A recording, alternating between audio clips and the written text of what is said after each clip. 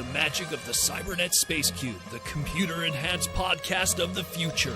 Transformers Slag Podcast.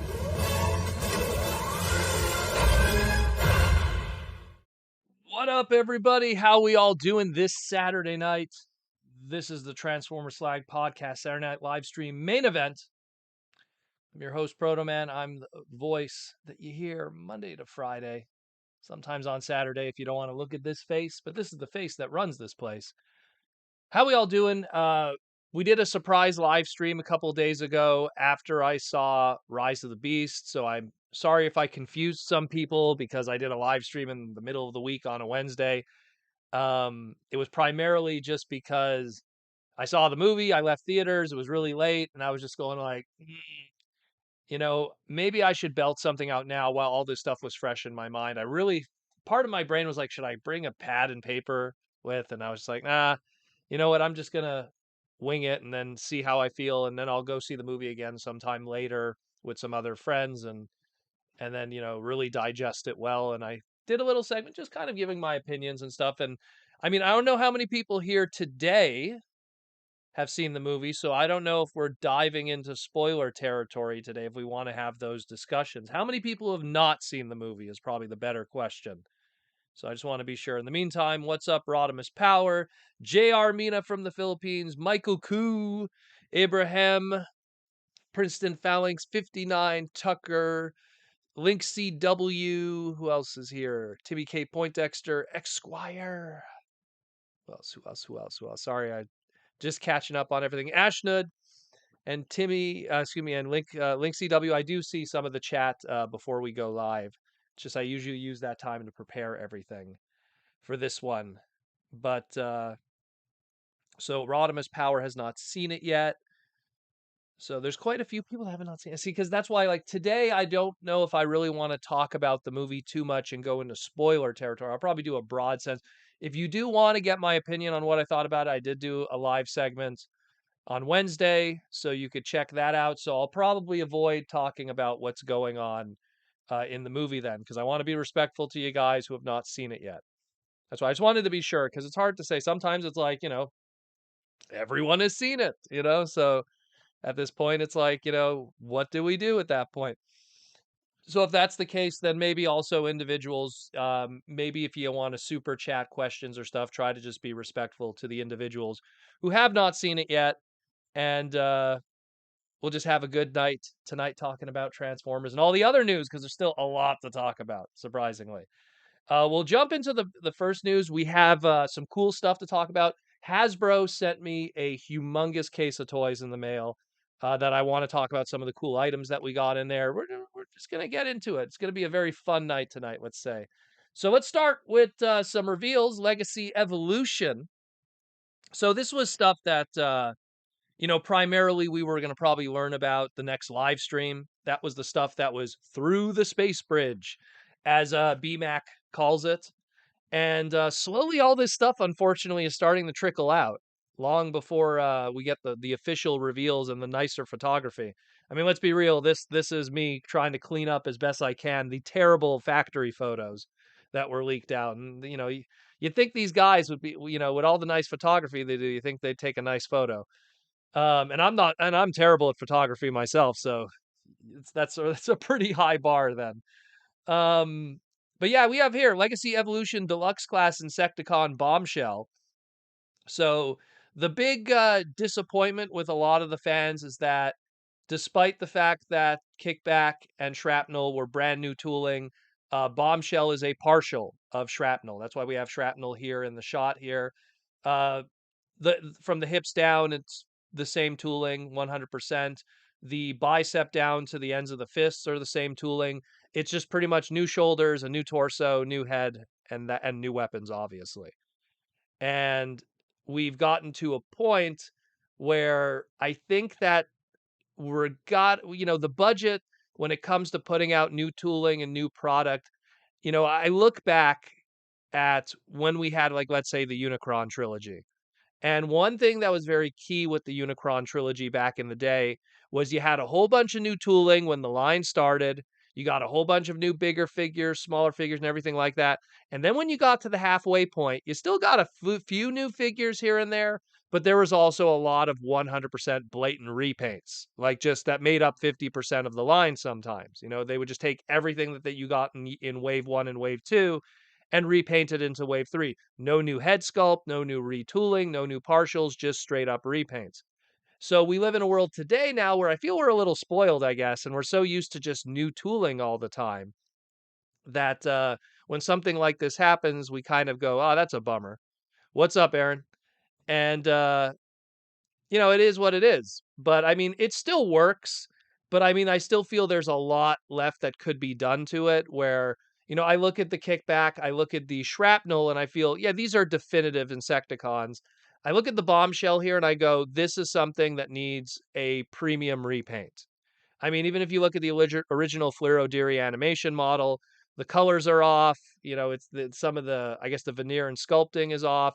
The choice of plastics because it's molded in, and there's only so much you could do with POM and nylon plastic to paint onto it. So there's the limitations of that. So, I mean, I still think it looks good, but I do think there's a lot of room for improvement.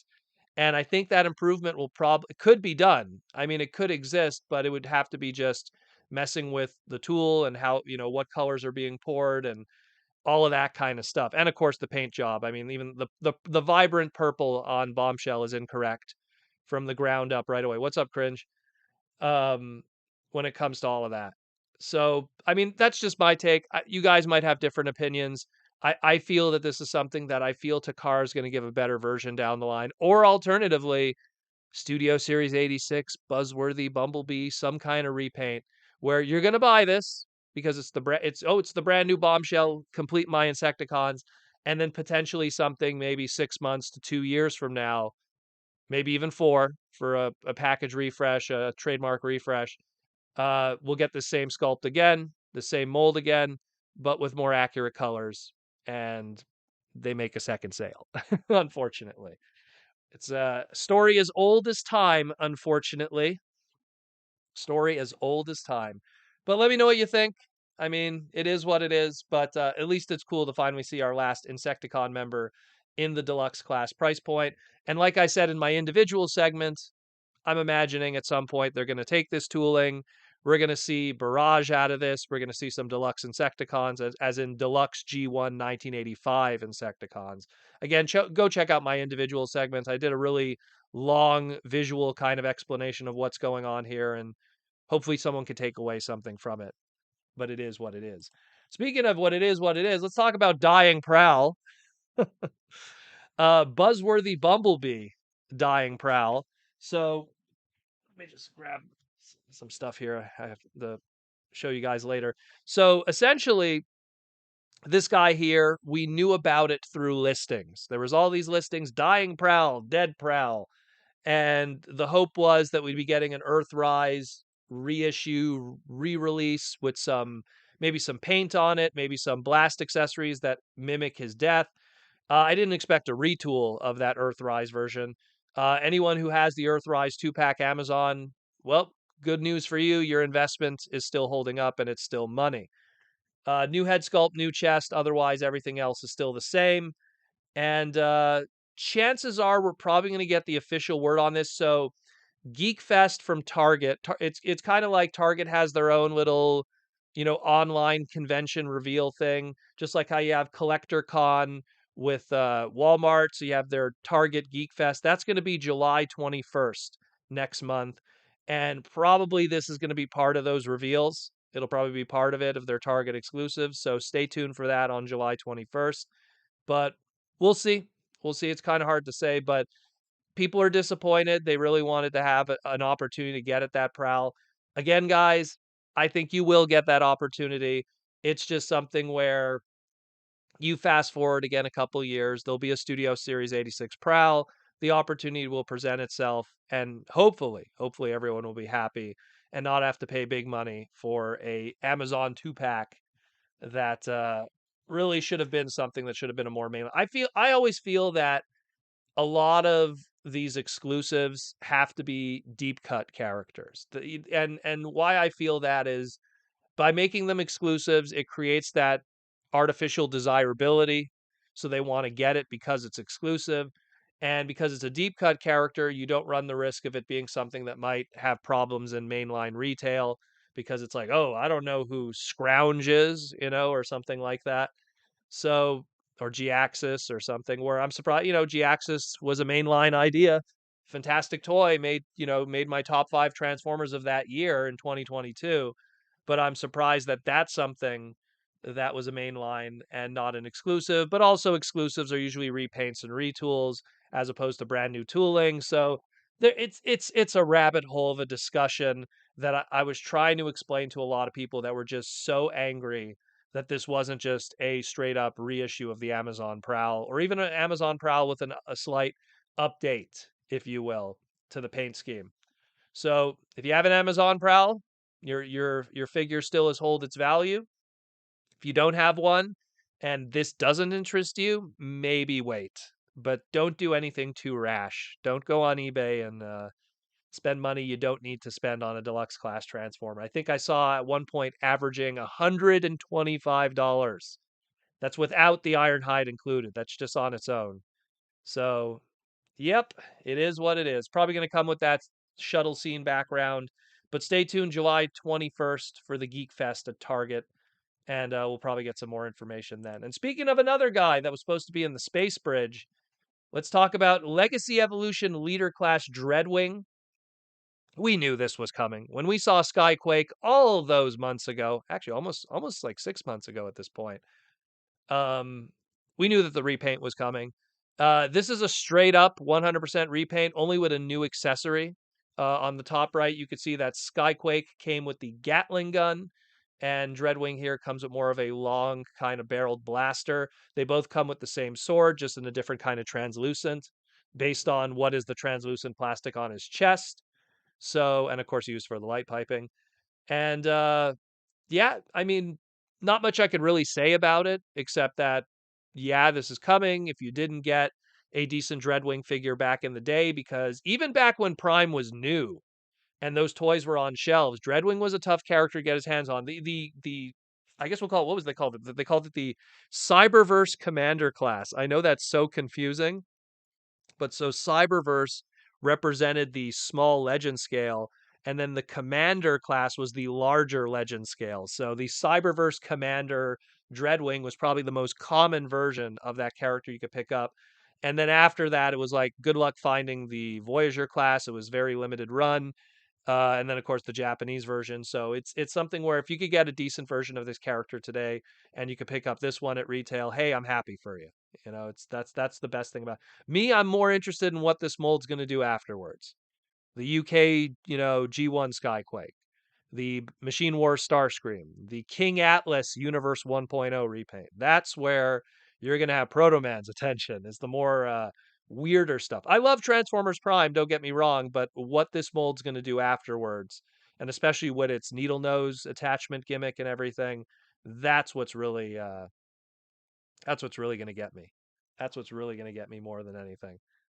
Let's talk about some red repaints instead of blue repaints. So we have here the Beast Awakening, which is what's called Transformers Rise of the Beasts in Japan. Beast Awakening, Bisto Kakse in Japanese. Transforma, Bisto Kakse. And we have here a Burning Cheetor, as it's called. We had Burning Convoy, aka Burning Optimus Primal. We had the Burning Plasma Blaster uh, campaign item with Bisto Kakse, and now we have the Burning Cheetor. How do you get this? Well, you got to go to Takara Tomy Mall's website and buy either a Ultimate Optimus Primal, a Bisto Modo Bumblebee, or a Bisto Modo Optimus Prime, all the more upper tier kind of gimmicky, pricey items. And if you order one of those, this comes as a bonus item with it. So go get yourself a red Cheetor. And I'm pretty sure, like I've said in my individual segment about this, we're probably going to see tons of repaints of these guys in the future. Totally. Like, I mean, I look at the Siege line when we got those Battle Masters, all the little guns, and how each one of them got minimum 5 repaints, each sculpt. So something like this Cheetor, we have the original colors, we have now the burning red colors. We're probably going to see a Shadow Panther repaint. We're probably going to see, maybe a Transmetal homage. Who knows? But they're going to run the gamut with all of these. Same thing with the Rhinox, with the Air Razor, with the crocodile one, which is what's his name, Skull Cruncher. We're gonna get all of these in multiple colors, all of the rainbow. So stay tuned with that one. It's just a shame that usually with these campaign items, they usually don't see a Western release. They really just kind of stay as campaign items. So if this does something that is something that interests you, check out Takara Tomy Mall's website. Maybe be willing to pay the shipping and a middleman, and have yourself I don't know, an optimal ultimate Optimus Primal or something to make it worth your while. We got some new stuff to talk about. This was all so much news was dropping today, and I'm gonna also kind of break it down bigger when we do individual segments, maybe on Monday, because I feel there's a lot more to talk about here. But we have these items that were showing up because of the Tokyo Toy Show that was this weekend. And Tokyo Toy Show, while it showed off a whole bunch of items we've already seen, we also have some brand new items like the BWVS04 Rocky Mountain Showdown. This one doesn't surprise me because through process of elimination, looking at the top left over there, who's left that exists in Kingdom molds and which dual 1997 box sets have not been done yet.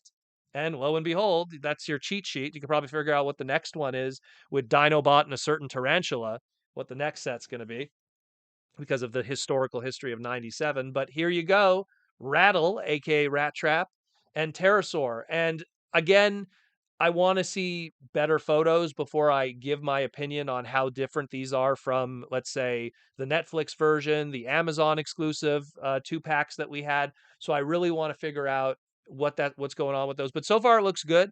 I mean, I would have preferred a little more of a metallic kind of white for the Pterosaur, but again, maybe it's just the photos. Maybe we just need to see better photos or the alt modes and stuff. But so far, looks pretty good. Looks pretty good. I look. I like that Rat Trap toy as a core class, but I really would prefer something that was maybe an in between or a small deluxe that just has a little more budget. Because I really like that deluxe Rat Trap we got during Thrilling 30. That was a really good mold, and still to me, that's kind of the better Rat Trap figure in my opinion. So hopefully we'll get something better, but this is the 2 pack we're going to get with the premium paint schemes and everything. I'm sure we're going to get more info on it maybe on Transformer Tuesday. And like all the past, BWVS 2 packs, they do show up in limited supply on Hasbro Pulse if you are interested. And this is going to probably be the cheapest one of the bunch because it's one deluxe and one core class, as opposed to all the others that have either been deluxes or Voyagers, or in some cases leader with the Megatron and the Optimus Primal because the Megatron was a leader. So this will probably be the cheaper 2 pack, but good for you because now you could get a version of that Amazon Pterosaur if you missed out on that opportunity. You could get your best beasts, as we like to call it. Speaking of best beasts, we also got other news from Tokyo Toy Show.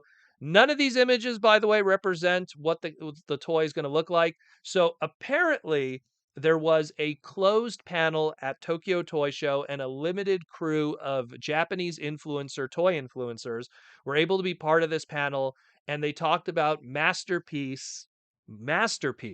Finally, we're finishing our bot slowly on Beast Wars. Masterpiece Rhinox. I think this is pretty good timing because Rhinox is in the Rise of the Beasts movie. Pretty good time to release a masterpiece of the character, even though it's not based off of his movie counterparts, based off of his original counterpart. And we just have a confirmation that we're going to be getting Beast Wars Season 1 Rhinox as a masterpiece. The only thing that some of the people that were in that panel confirmed is chain guns are a part of him, which, I mean, historically has been the case with that character. 2 chain guns in some cases with a very fantastic Voyager class one. I still stand that the Voyager class Thrilling 31 is the best Rhinox figure. The Kingdom one was good, but it also had its finicky flaws. So I'm really curious what the masterpiece is going to do. And just turning my head here and looking at my Maximal team, one more member will be joining them. And now we just need a masterpiece Rat Trap to complete the original cast that hit the Earth beforehand. Of course, Air Razor will probably come later on, but we do got a Tigatron too already done. So I'm excited though. I'm curious what his price point. I imagine he's going to be a bigger guy. He was always a bigger figure. Keep in mind, Rhinox picked up Dinobot and hung him by his neck, and Dinobot is a massive masterpiece figure. So I'm imagining something in that masterpiece Beast Wars Dinobot area of cost. Uh, what is his extras going to be? Multiple face sculpts, 2 chain guns, wild bean vines, hard to digest. Who knows? Are we going to have a sculpted anus on him? Who knows? But I am very curious. Maybe an articulated tail. What? Not that. But anyways, I'm excited about it. I love my Beast Wars. Good timing. Love it. What's up, Larry? Good timing, and we'll see what happens. We will see what happens. We don't have any information outside of the few people that were in that panel, so pretty hype. Speaking of Beast Wars, we also have confirmation in retail. These are starting to show up in California in a Target. The Beast Wars Super 7 reactions have shown up. So the cast of Optimus Primal, Megatron's Cheetor, Dinobot, and Black Arachnia are out right now. What I appreciate is they actually have tech spec bios on the back that are true to the originals, that even the Kenner reissues that they've been putting out, Hasbro, have not been doing. The Kenner reissues only have 4 tech spec readouts. These have the full 8 from back in the day, and they're accurate to the original ones from back in the day. So that's pretty cool. So go check it out. Reaction, 5 points of articulation. I know it's weird for some people. They're kind of like, oh, what is this? What does this speak for me? Look at that! Look at that Dinobot. He's got like Star Wars articulation. Hold that sword. You know what? It's cool. They have nice box art and stuff. It's a gimmick. But if you love Beast Wars and you want to have some little Beast Wars figures on your shelf, these are 3.25. Go check it out. Really nice. Cheetor looks nice. The Megatron looks fantastic. Black Arachnia, maybe because the articulation on the legs is a little lacking, but it is interesting. They're pretty cool. So chime in on those ones. Let's talk about Transformers Prime 1 stuff. So we confirmed that it looks like Lorenzo Devonabit. Man, his name is like is a tongue twister. Lorenzo de Bonaventura. He confirmed that Peter Cullen will still be involved with the Transformers 1 movie. To not worry, Chris Hemsworth will still just represent the Orion Pax character of Optimus Prime, which will make up a majority of the story in this movie. And then when his transformation to Optimus does occur, Peter Cullen will be continuing that role. So do not fear. Peter is not gone. I mean, look, anyone who saw the Rise of the Beast movie and saw the featurettes that were playing before it and really celebrating Peter and his role within the Transformers brand, Hasbro, Paramount, and everyone in between from the creative side has not left behind our fellow Montrealer leader of the Autobots.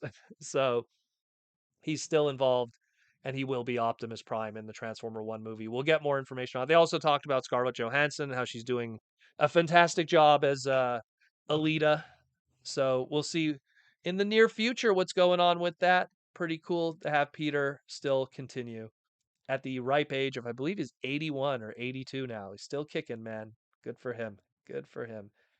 Other fiction news, let's talk about where our Transformer comic is going. So, this is a big one. So, Image Comics has announced, along with Skybound Entertainment, that they will be securing the Transformers license along with G.I. Joe for the near future. And even more surprising is next week, New Comic Book Day on Wednesday. Every Wednesday is New Comic Book Day at comic book stores if you're a regular.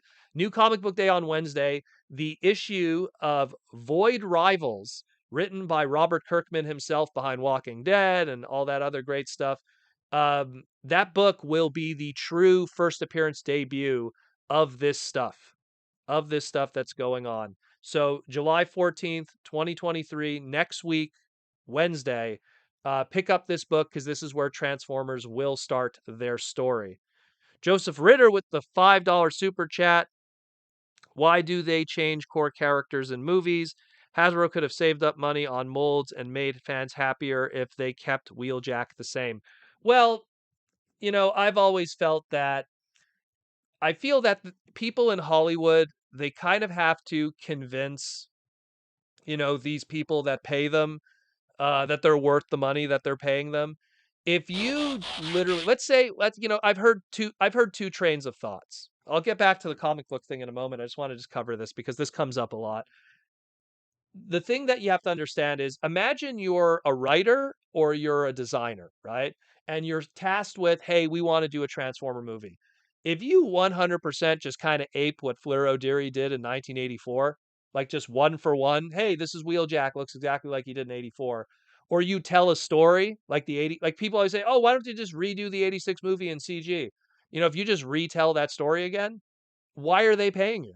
In a world today where already we're living in fear of AI replacing art and AI replacing writing with Chat GTP, do you really want to then turn to your multi-million dollar overlords at Paramount and go, "Hey, here's the next movie," and it's just a copy and paste of G1. The thing is, a lot of these guys on the creative level, both again on design and on writing, they want to show that they could create something new. Now, it's debatable if that new thing is better or worse. I mean, some things are really cool, some things aren't, but you have to show that you could create something new. And that's why, while a lot of us kind of would really like, a Wheeljack that's more loyal to his Generation 1 counterpart, the Hollywood guys want to show their overlords, hey, we can make something new. Please keep my job. I just got a Ferrari. I can't afford it. Oh my God, why did I get that mortgage?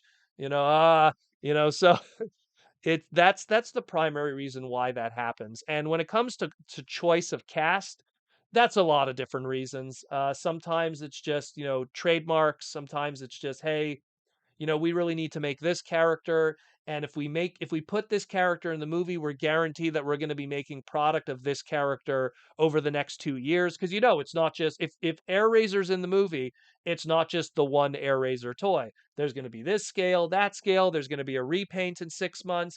Then when the DVDs come out, they're going to do some kind of DVD pack in, and then it'll be a different Air Razor figure. And I mean, and then T-shirts and everything. So it's the choices of characters sometimes are just the same thing. Why didn't they just do the core Beast Wars cast of five, Maximals and maybe work Dinobot in there as a Maximal too, prior to being a Predacon? It's something where, again, there's so many different elements that are involved in that you kind of have to unfortunately work with that. I'm reminded of helping with Bakon box sets. And you have to tell a story not with what you want to do, but with the pieces given to you. You would have a Bakon box set, you'd be given five random characters sometimes. Here's Double Punch from the UK Action Master Elites. Here's Cannonball from Cybertron, who was the Red Alert repaint. Here's Flame War, which was a Bakon 2005 thing that was a brand new character created by Benson Yee, and all of these characters in the box set tell a story with it. And if you're a good writer, you could tell that story. You could connect the dots and make a story, and then that proves that you're a good writer. Or you could AI copy paste Chat GPT something, and why are they paying you when they could just do that? So that's the long short answer of it, unfortunately. You know, I mean, yeah, I know a lot of people wanted a Wheeljack that then, and Wheeljack in the movie really wasn't a big presence anyways. But I've always said this, things come and go. A year now from now, 2 years from now, we're not even going to be talking about good old Pablo or Wheeljack or whatever the memes were. No one's going to even talk about it, and we'll move on with our life, and that'll be that. And then the stuff that's good will stay with us. The stuff that's bad will just kind of be, like they say, a fart in the wind. It's there, it stinks, but then it's gone. You never hear from it again. But yeah, thank you for the super chat, Joseph Ritter. Prince of Phalanx 59, will you be talking about the Legacy Toxitron G2? Yeah, I'll be talking about it a bit, but I actually want to do a deeper breakdown because there's a lot of cool tempos and stuff. The live stream segments here, we kind of just do quick overviews, and then when I do long form ones during the week, that's when I can put up all the photos compared to the history. Oh, here's the colors. Oh, here's the original card back. Da da da. So, but we will talk about it quickly and just mention it more or less. I don't have the slide up, but it was shown to me before we went live, pretty much. But again, thank you for the super chat, Princeton Phalanx 59.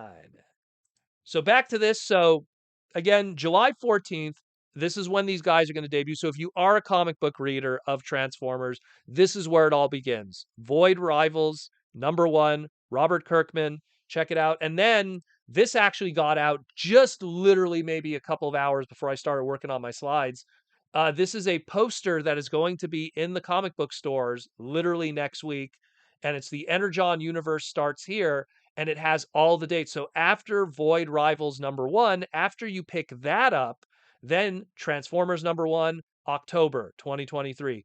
Duke #1, as in Duke from G.I. Joe, December 2023. Cobra Commander #1, 2024. So they're already starting to build all the pieces to this Image Comics universe of Transformers involved with everything. And we're going to be entering a new world of Transformers. IDW no longer has it. There was really low sales with the IDW books. It's an unfortunate thing, but it is what it is. And we will see. We will see. Did I say July? I meant to say June. Sorry. June, next week. It's pretty much next week. Next week on the 14th. New Comic Book Day Wednesday. I apologize for that. But yeah, so pretty hype stuff. Again, next week pick up Void Rivals on Wednesday, and then in October will be Transformers #1, and we will start this adventure. And I'm sure Void Rivals will also feature ongoing Transformer storytelling with that. It's kind of, it's kind of ironic because I remember when Beast Wars first came out, there was huge talk about Beast Wars going to Dark Horse at the time. Like they were going to do a Beast Wars comic with Dark Horse because they were doing the G.I. Joe comics with Dark Horse. And then that never came to be. And then in 2001, amazingly, no coincidence completely, but literally September 11th, 2 days before September 11th, the G.I. Joe Image comic book came out. And, there was Image's connection with Hasbro there with those books. And this is long before we got the Dreamwave stuff. So, it is what it is, but it's nice to see them going to Image because I've always valued Image as a company. I love Todd McFarlane's stuff. I love what Rob Liefeld did. I love what Jim Lee did over there. There was a lot of really good books. Even Eric Larson, when you get into like Savage Dragon, all of those books were fantastic, and they just seem like a good melting pot of creativity with a lot of great stuff. Again, look at Walking Dead and Invincible. So I'm very curious to see what they do with Transformers and how good it's going to be. I really hope it's good because the IDW books were kind of, they weren't hitting the right markets and the sales. Like it clearly was aimed at a very specific market that literally was very tiny. And the numbers were, as much as you hear about how great the More Than Meets the Eye books were, or the Lost Light stuff, their sales were abysmal. And it didn't mean anything in the end because you could say how great something is, but if no one's buying the books, you're going to get canceled. And well, that's exactly what happened. So let's hope this works out. Good stuff. I'm excited. I hope it's good. I'll definitely be there next week. Mark the Comic Hunter. That's my stomping ground. I'll be there next week on Wednesday to pick up this book and see how it turns out, yo. See how it turns out. I don't talk much about comics on the podcast because I know a lot of people don't read them, and I always worry about getting into spoiler territory because people wait for trades, and sometimes that could take a year. So I apologize if I don't talk more about comics, but I'm a big comic guy. It's just I never want to spoil the great stories for people, and people have different ways of approaching it. It's kind of like imagine like we weren't going to talk about Rise of the Beast in any spoiler capacity until it's on home video. That's kind of how I am with comic books. I want to wait until like there's people have different ways of how they want to consume it. They want to wait for trades or reprints. So just wanted to get it out there, yo. Joseph Ritter with another super chat for 5 bones. Is Scourge or the writers an idiot? He was mopping the floor with the Autobots 3 times and just walked away. It's like we need to kill these guys. Well, again, that's the storytelling. That's the way they write it. I mean, again, I don't want to get too much deeper into the spoilers and stuff because there is people in the chat today that have not seen the movie. But I mean, that's just kind of how it is sometimes. I have no idea who the writers were for this movie. I know that, you know, a lot of the Transformer movies, you have writers' rooms now, which I always still kind of find funny that you need to have like a dozen people to tell a story when there once was a time where like you had one guy who just wrote a script and maybe there was a few rewrites here and there. Some of the greatest movies of all time had like maybe one script writer and then a rewriter, and now you have like 12 guys, and I've always felt that, too many cooks, and when you have too many cooks, and not to mention when you have too many cooks, also everyone has a different pedigree with Transformers. And when you have those too many different people and they all have very different pedigrees, they sometimes tell very different stories because, you tell a Hot Rod story and you have stuff baked into the back of your brain about Chosen One, Matrix, Brash, everything like that. But another person could be writing that same story and doesn't have that same kind of baked stuff in. And then you add another 12 people that might not have a clue about all at all, and they're giving their opinions. Actually, I think he should be like this or like that. And it becomes a mess sometimes. You know, everyone, look, I liked Rise of the Beast, but the fact that, one of the key advertising for commercials is just as good as the first. I mean, that's just kind of like saying, hey, you know what? We recognize that, Revenge of the Fallen, Dark of the Moon, Age of Extinction, The Last Night, and Bumblebee weren't good. We recognize it, but this one was just as good as the first. Like, that's literally the advertising for it. So that's like almost them admitting, look, we get it. We get it. Some of them were dog crap. Like, totally. We totally get it. We got your money. Dark of the Moon, $1.3 billion, was it? Thank you, China. But uh I think it was great though. I don't want to go too much in the spoiler territory, but it was a very good movie. It was very good. I was gratefully entertained, and more importantly, my non-Transformer fans were greatly entertained, and friends, excuse me, my non-Transformer friends were greatly entertained, and that to me is the true barometer, the true measuring stick, because they are the ones that make up a majority of the ticket sales. And if anyone saw my tweet, literally maybe I don't know, like an hour ago, it just beat Spider-Verse, which was Spider-Verse was making great money and they just totally destroyed it. So clearly the people are showing up, people are excited, and Operation Beasts and Going 90s panned out in the end. So good stuff. Good stuff. Let's get into what else do we got here? I think that's it for news stuff we got this week. Yeah, I guess, we'll get into sponsors. We'll talk about the Hasbro box because a lot of crazy stuff. Um, and then that'll be it. Then we'll just take super chats and stuff like that too from you guys. How about that? We'll do that. We will do that. So let's go into our sponsors because we got to, because they keep us all afloat. Symbiote Studios, good old Symbiote Studios. We're rocking today because of certain reasons. We're rocking today some GI Joe. Got the Snake Eyes pin. You can barely see it there. It's kind of getting so clashed with my Canadian tuxedo today, I guess. But yeah, Symbiote Studios, our pins, plush, and t-shirts got good stuff coming. There is 3 new reveals that we're going to be having in the near future. One that I was kind of hoping to do today, but I guess it wasn't in the cards. We'll wait sooner more than later, but I hope we could reveal it ASAP. If not, we will have stuff in person on display, hopefully if everything works out timing wise, at TFCon Toronto.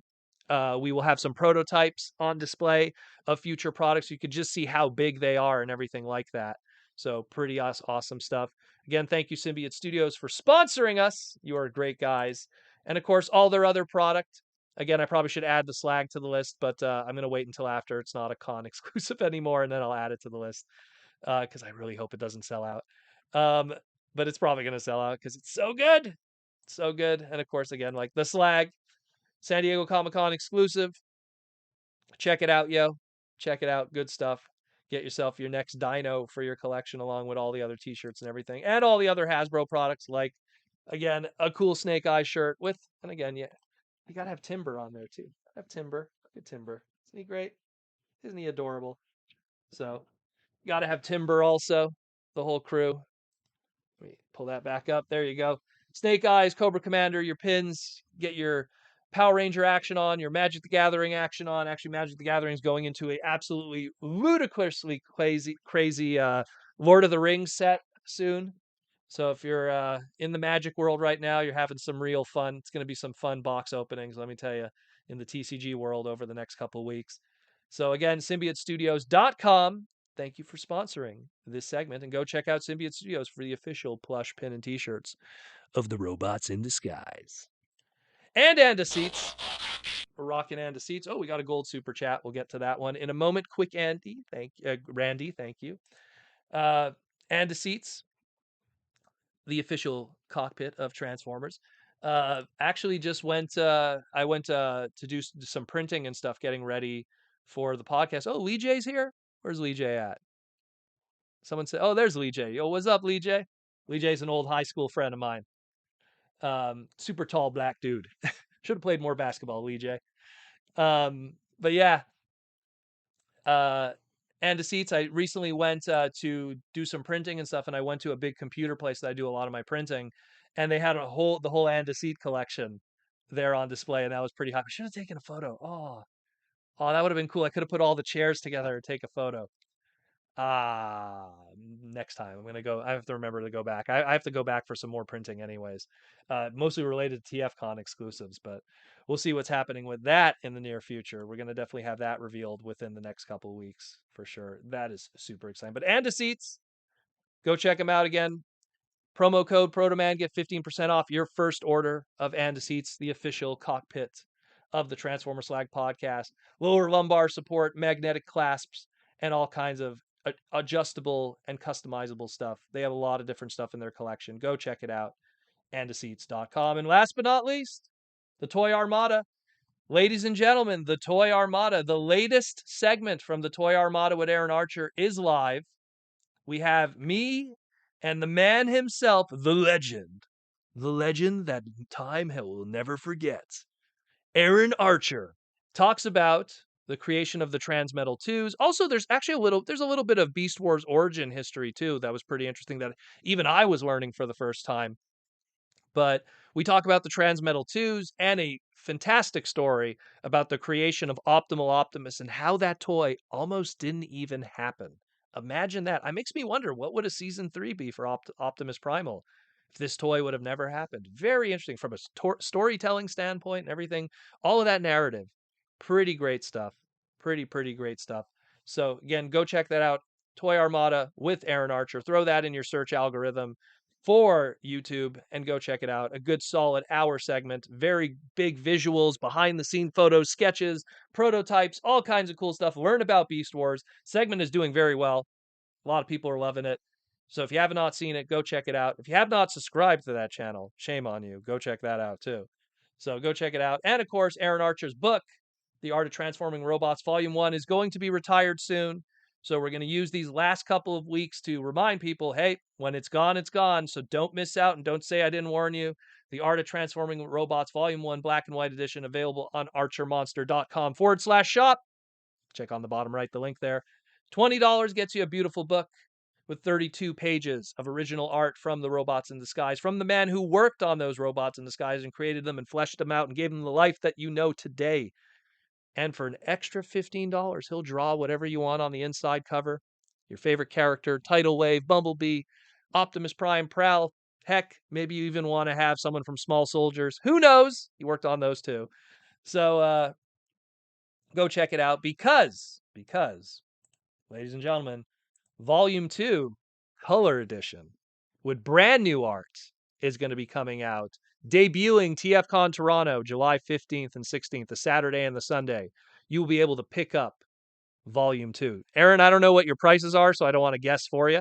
But when you figure out how much you want to charge for these in the old Canadian Canuck Ducks, let me know. But they will be going on sale July 15th and 16th, starting at TFCon. And then when he returns from the land of hockey pucks and poutine and maple syrup, he will then put it on sale on archermonster.com/shop or archermonster.com. And then you will get your opportunity if you cannot make it to TFCon Toronto. But it will be making its worldwide debut at Toronto, July 15th and 16th. So be sure to check that out. Pretty hype stuff. Pretty hype stuff. And then again, thank you for all the sponsors, specifically these ones here. Now let's talk about Hasbro now. So Hasbro sent me a gigantic box in the mail, a huge box. Whenever Protoman posts a photo and you see that floor, That's my nice fancy ass kitchen floor. You know that it's a big product. When I had to transform Unicron, I had to do it in my kitchen because there's just no space for how big this was. How big was this? Well, when you crack it open, pretty much every price point imaginable and then some was in there, including books, T-shirts, pins, all kinds of great stuff, and a letter from Hasbro thanking for content creators who are recognized by Hasbro and loved by Hasbro, who make the Transformer community united and whole and positive and cool. And thank you again, Hasbro, the Transformer team of BMAC, Evan. Uh, I know I'm going to forget people. Sam, who am I forgetting? Oh my God, Evan, BMAC, Sam. Um, oh my God, I'm going to get someone in trouble. There's Alex in marketing. I know. Oh my goodness, Mark. How could I forget Mark Mayer? Oh my goodness, how could I forget Mark? Thanks to all of them for all the love and support, all the positivity and everything like that. Oh, don't worry, I'm going to get to Randy's question. Don't worry, don't worry, don't worry. We're going to get to Randy's question. But so this came in the mail, and it was absolutely nutty that they did this. So again, I want to thank them, and we're going to go through some of this stuff later today because on the live stream because there's some pretty cool stuff in here, and I really appreciate what they did, and that's really cool for them to do that. That's really cool for them. The last time they've done this for a movie was Dark of the Moon. I got the Dark of the Moon box, which was this crazy huge one. So it's been a while since they've done these like big promo pack for influencers and stuff. So I really appreciate the love and support from them. But let's go into a super chat now from some other love and support.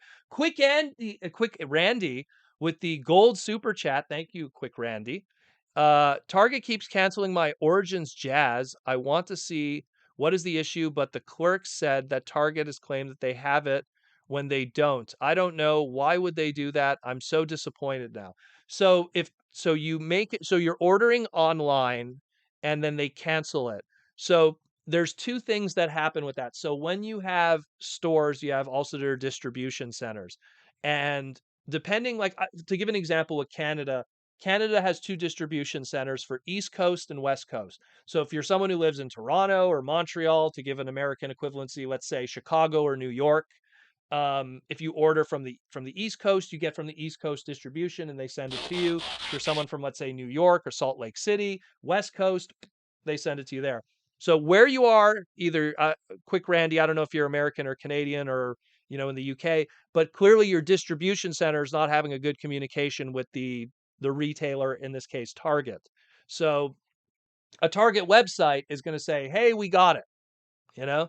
But sometimes they don't have that good communication with the distribution center because it comes from warehouses. It doesn't ship, they don't take one off the shelf of your local Target and ship it to you. It goes from a distribution center. And usually see, again, I'm only familiar with the Canadian side of it because, again, I'm friends with a lot of these toy managers, so I kind of know how the inside and how the sausage is made. But what's probably happening is there's a miscommunication from Target with their toy distribution in whatever region you're in, and that's what's happening. In all honesty, brother, Origins Jazz is still kind of like available in retail in some places. So you might even be better off just trying to get a local fan to try to maybe ship you out one. Don't ask a Canadian because Canadian prices for that thing are rip-off prices. That Origins Jazz is a Toys R Us exclusive here in Canada. Fly or something? Or a mosquito. Anyways, so it's a Toys R Us exclusive, and I mean, what is it, like $32? Larry, do you remember how much that stupid thing is? So I mean, it's a great figure, but try to find an American who could find you one in a Target. I don't want to say they're shelf warming, but they're definitely plentiful from what I've seen. Buzzworthy Bumblebee stock, whenever they get a solid case of 8, it doesn't fly off the shelves right away. It really does. The Bumblebee one was sitting for a while, that Origins Bumblebee, when they had that red cog accessory set that sat for a while. So I'm pretty sure you'll get another opportunity. Maybe you could find someone in the fandom that'll do you a solid. Let's put it that way. That'd be pretty hype. So I hope that helps. Hope that helps, man. Like it sucks.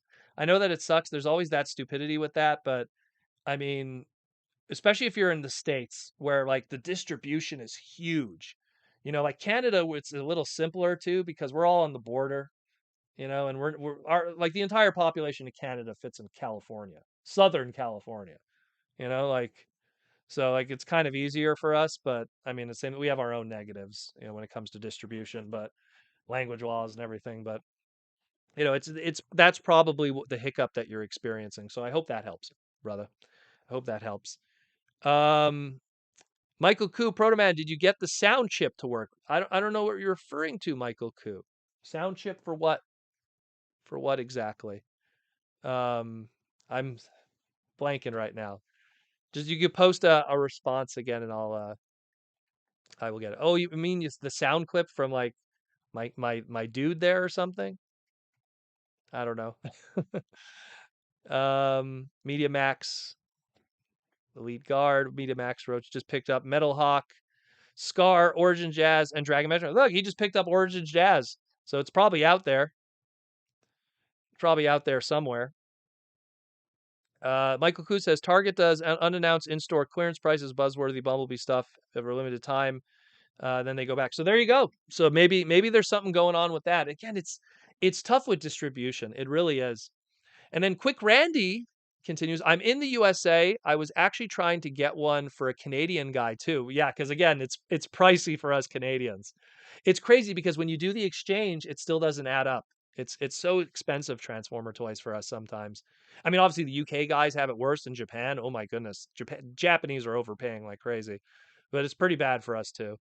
My Target in NYC, so you're in New York City, only have the figures you want. That blue blaster. Hey man, that blue blaster is awesome. I don't have it yet, but I want to get a twin cast or excuse me, yeah, it's twin cast, not Brodocasto, twin cast.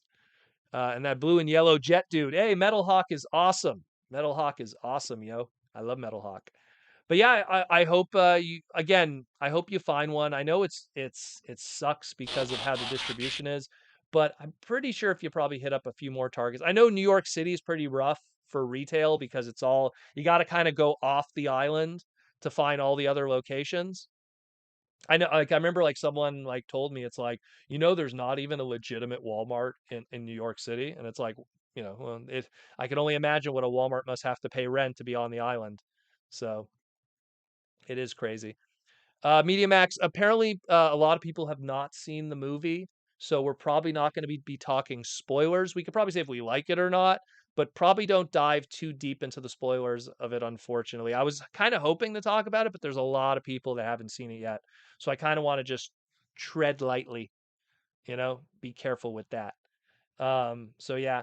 But let's get back into again, and thank you for the gold super chat, quick Randy. Thanks again. Let's get into that Hasbro box. So there was a lot of items there.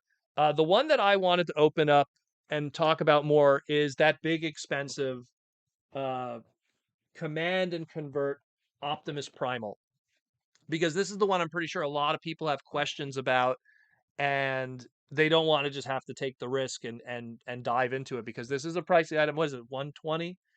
I believe it was. So I cracked this one open. Um, let's bring him on over. Let's bring the beast over. And here he is. Here's the monkey, the great ape. And yeah. So let's so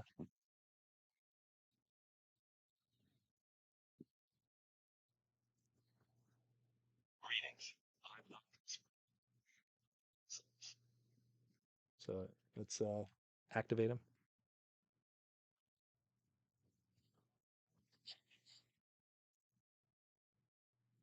So, that's kind of cool. And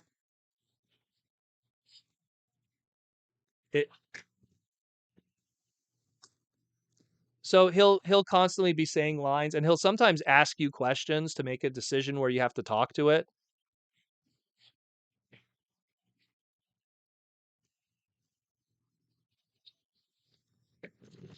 Well, there he goes there. But yeah, so it is pretty cool though. It is cool. I dig it. Warrior within.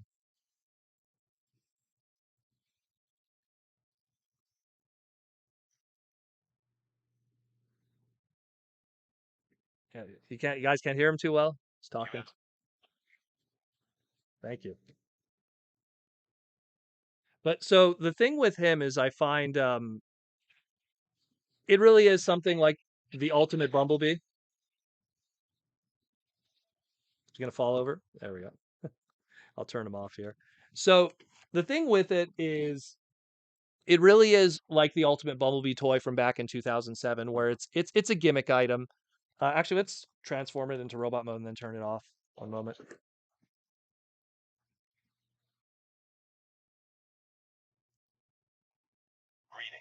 I'm Optimus Prime, leader.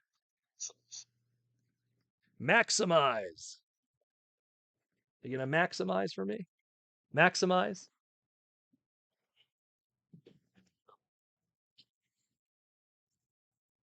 There we go. And then we'll turn him off. That way it's stuck in that mode. So, I mean, look, very Beast Wars Season 1 inspired design, transformation exactly the same. Um, but you can't really do articulation, unfortunately, because the joints are really reliant on ratchets and stuff like that for the movement. It talks to you once in a while. He'll be like, "Do you want me to survey the situation or do reconnaissance?"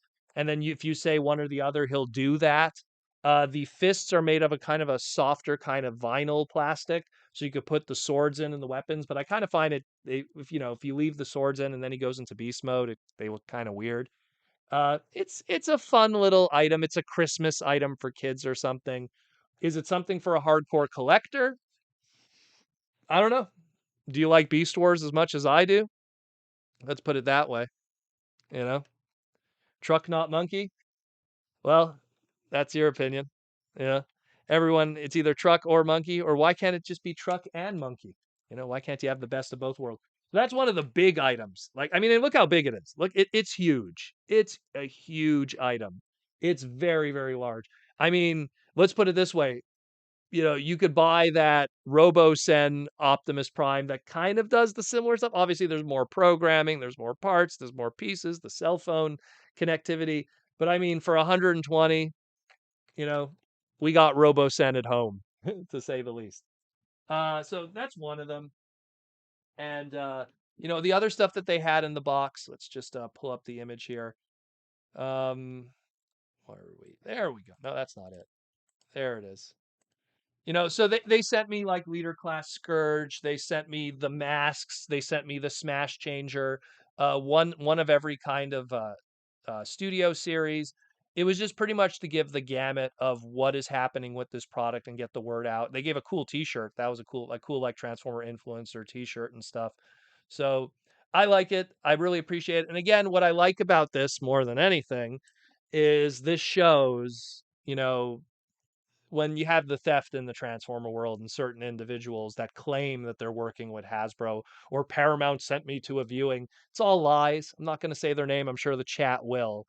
But the transparency starts to become tiring at this point when it comes to some of these guys.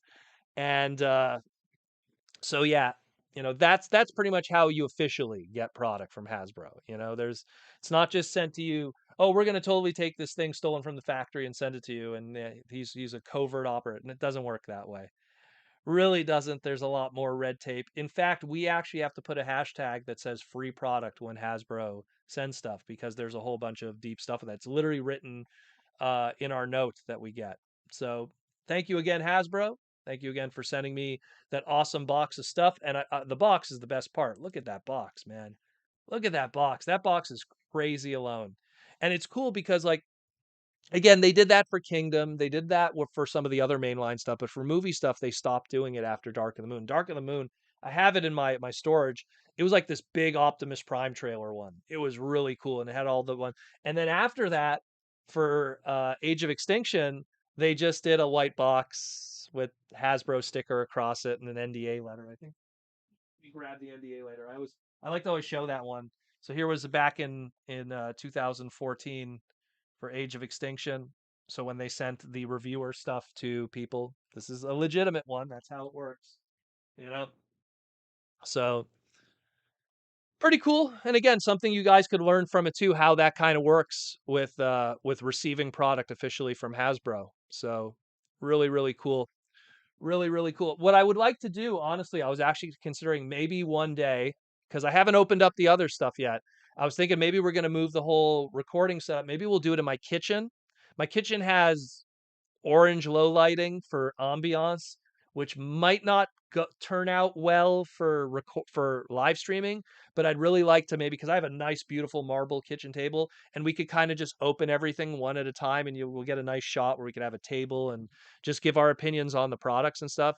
That'd be pretty cool. That would be pretty cool. I'd like to do so. I don't know if you guys would like that, if you dig that, if we just kind of went through product one at a time and opening it and answering questions.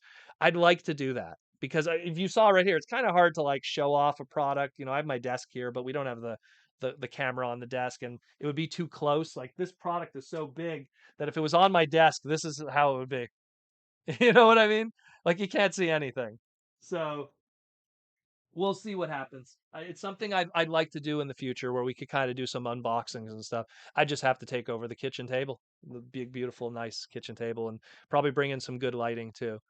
But yeah, again, thank you, Hasbro, once again for all the love and support. Thank you, Alex, BMac, Evan, Mark, Sam. Who am I forgetting? Delaney, who's actually, I think she's not with marketing anymore. But you know, the point is thanks to all you guys and all the love and support that you give this podcast and the thumbs up for all the good stuff we do. So awesome stuff. Aside from that, that's it more or less. We'll just take super chats from the fans. We got another 40 minutes or so. Grab my water. Got another 40 minutes or so. So we'll take some super chats from the fans, some YouTube message question, some YouTube member questions, and just enjoy the rest of our Saturday talking about the robots in the skies. We got it. Let's see. Where's Black Crow of Vengeance #1, who's one of our YouTube members with the green names. Proto, any idea what kind of other Transformer Legacy toys will come in the future that we haven't heard about releases as of yet? Well, so far, I wish I had the slide from last week. Um, we pretty much know a lot about the Transformer Uni line, and we know pretty much everything that's going to be Wave 1 and 2, not counting store exclusives, web exclusives, Buzzworthy stuff, and Studio Series. So it looks like we're going to have more of a mix, which I like. We're going to have a little bit of this, a little bit of that, a little bit of Beast Machines, a little bit of Robots in the Skies, a little bit of this. I mean, what do you think we're getting that we haven't seen already? Well, stuff that we haven't blatantly been told that we're not getting. So, like, if you look at the Shadow Striker, it's pretty clear we're going to get a Sideburn at some point. I mean, maybe the question should be, what would we like to see? We haven't seen any like deep cut kind of like manga related stuff, like maybe some manga exclusive characters. What about let me think of a weird one. Gildart. Let's get an exclusive transforming Gildart. Gildart or Gilthor. I think that was the translated name they went, but Gildart forever. Gilthor. Which was like an Optimus Prime clone with Megatron pieces created by the Quintessons that was possessed by Starscream. Gets a little crazy. Like, do some of that weird stuff. I dig that. I do. I know they're going to do a model kit with Farai models. They want to do one, but I'd like to see a transforming product. That'd be cool. And where's Botanica? Where's Botanica? Where's Botanica? If we didn't get Botanica and BotBots with all those plant stuff, I don't know if we'll ever get Botanica. Who knows? But thank you for the question, brother. Paul with the $5 super chat. Thank you, Paul. It was great seeing the Maximals on the big screen. Optimus Primal showed his speed and strength, swinging and climbing, was following Airazor. Look, it was a very good movie. Again, I don't want to go too deep into it to be respectful with spoilers and stuff because there's a lot of people that haven't seen it yet, but I enjoyed it quite a bit. Maybe it's my bias of being a Beast Wars fan. I grew up with G1. 86 movie, season 3, generation 2 for season 1 and 2. Like I was a G1 guy. That's what I grew up with. But Beast Wars was just this deep product that I love to death. And having that proper 90s like there's so much going on with that movie. If you, again, I don't want to spoil. If you were a kid growing up in the 90s, this movie hits.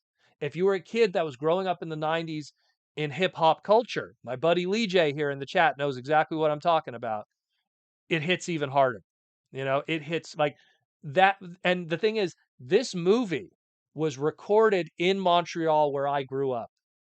They called it New York, but it was recorded in Montreal where I grew up. So seeing black culture in the rougher parts of the neighborhood where I grew up in Montreal, where I grew up. So there's a little bit of a bias, a little bit. So that, and I will openly admit that when I see like Noah walking down the street and I know exactly what that street is, and it's supposed to be New York, but it's actually Montreal where this was all recorded, it hits different for me. So that's why.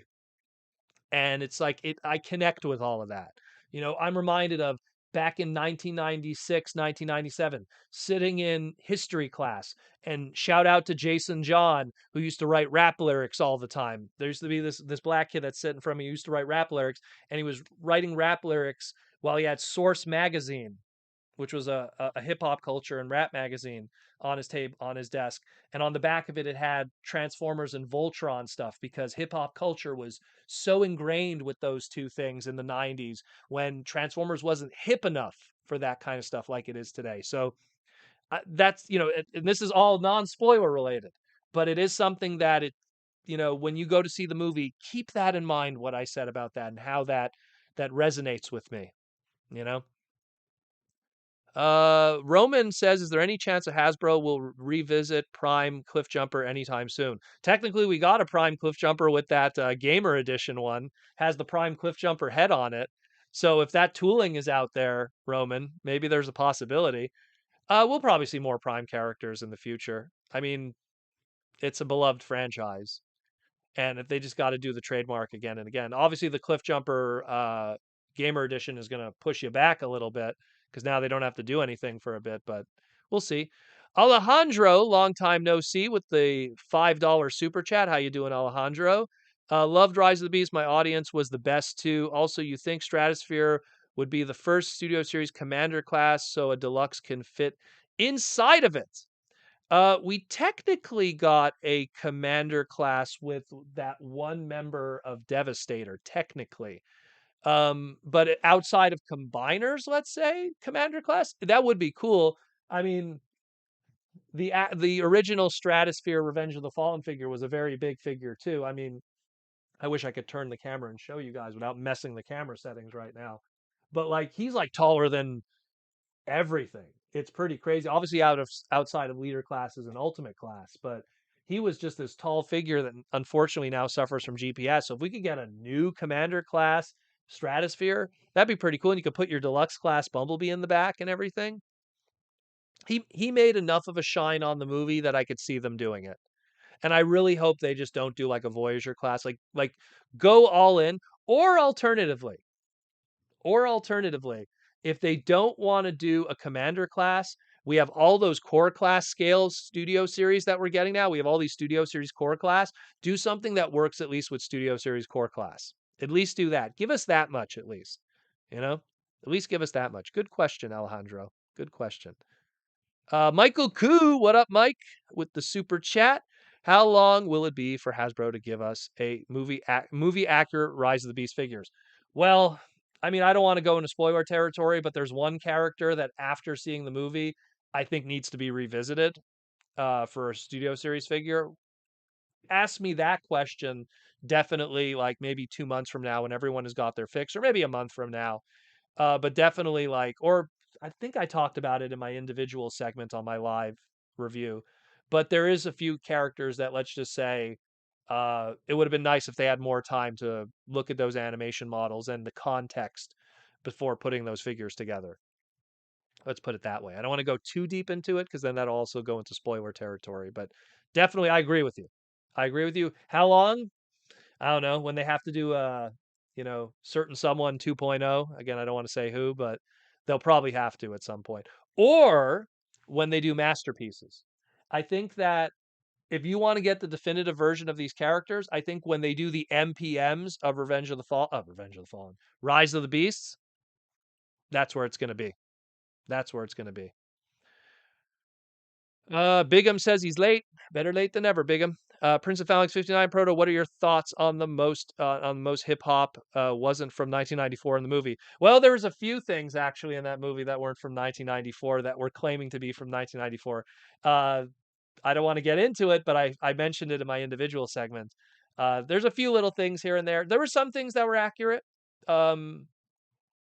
Again, I don't want to go too deep into it, but there was some things like certain pieces of clothing and stuff that were worn that were correct. But I do agree. But soundtrack is different though. You know, soundtrack is different. Like I'm reminded of the movie Knight's Tale, old 90s movie back in the day that was about knights jousting. And the whole soundtrack of that movie was like something out of like an arena sporting event. It was Queen's We Will Rock You and like We Are the Champions. Like it was all 80s hair metal rock in this medieval times jousting movie. And it's a very good movie, by the way. Go check it out. It's a fantastic, it's a funny, typical romance comedy movie, but A Knight's Tale. But and I'm kind of reminded of that. Sometimes you just have movies that if it's a period piece, sometimes the movie doesn't reflect the period sometimes. And it could be off by a couple of years because I do know what you're talking about specifically, but I don't want to spoil because it's actually connected to a scene in the movie. And you probably know exactly what I'm referring to. Because that I believe it came out 2 years later, that track. I'd have to pinpoint that. I have to talk to my friend Skinny. But it's something where it happens. It happens all the time. And again, I go to Knight's Tale, which is like medieval times, 1980s hair metal, and late 70s Queen, you know? So, Media Max, Proto Mang, what's up, Media Max? You think this new series of movies will have more beasts, or will they continue to introduce different series into the movies?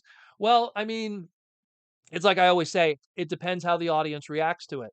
The choice to focus on Bumblebee more in Revenge of the Fallen, and then which led to a Bumblebee movie all those years later, was the reactionary to the success of Bumblebee in the 2007 movie and how much people wanted product and of that character. So it's the same thing. They're going to take a step back. How well are those Beast toys selling? What's the reception of the fans? Why did this movie do so well when the others maybe didn't? And when I mean do so well, I mean received. Not so much money, but received well. What did you guys like about it that made it be received so well by fans? Why are we beating Spider-Verse? What was it about it? Because it's when you could eat something and go, that tastes good, but what is it that you like about it? Is it the sugar? Is it the salt? Is it the spiciness? Like, what is that ingredient in there that's making you like it?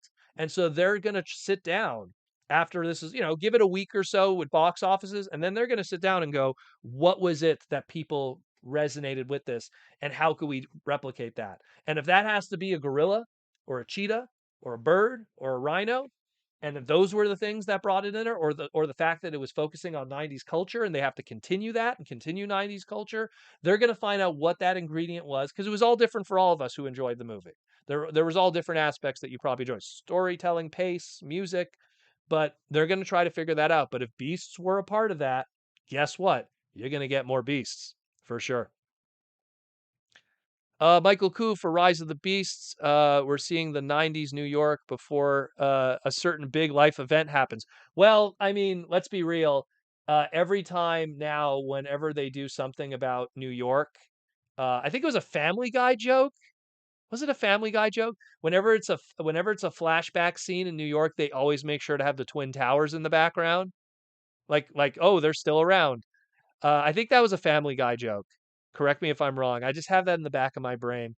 So they do that now. Now it's like, hey, one way to show that it's New York from back in the day is to show the Twin Towers. It's kind of like, if anyone remembers the movie The Rocketeer, to really cement that, hey, this is old time Hollywood. It used to be Hollywood Land, and it used to say Hollywood and then land on the mountains.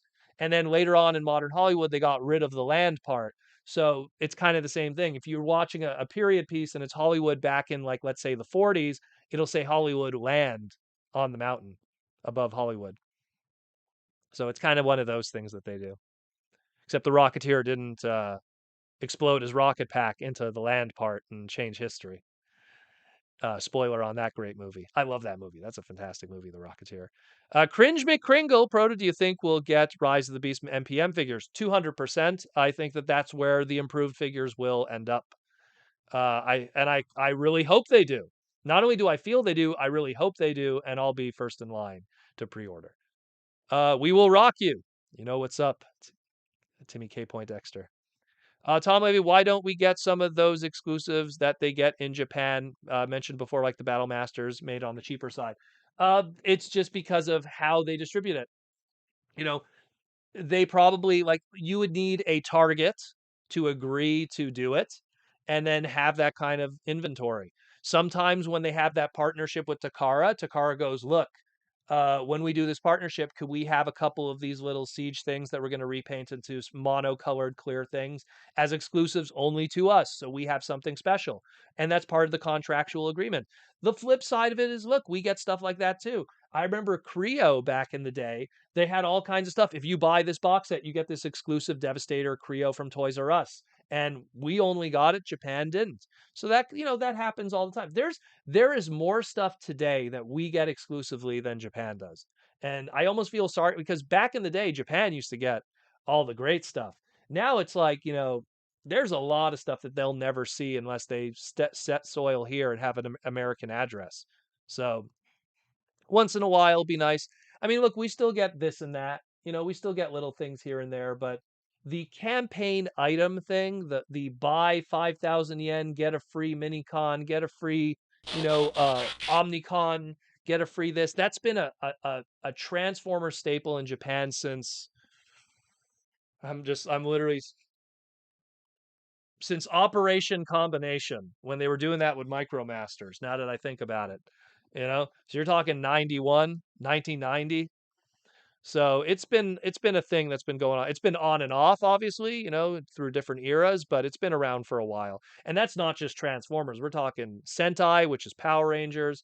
We're talking Kamen Rider. It's always been a thing. If there's a little cheap little thing and they could repaint it into another thing to get people to buy it, premium exclusive item, they'll do it. They'll do it.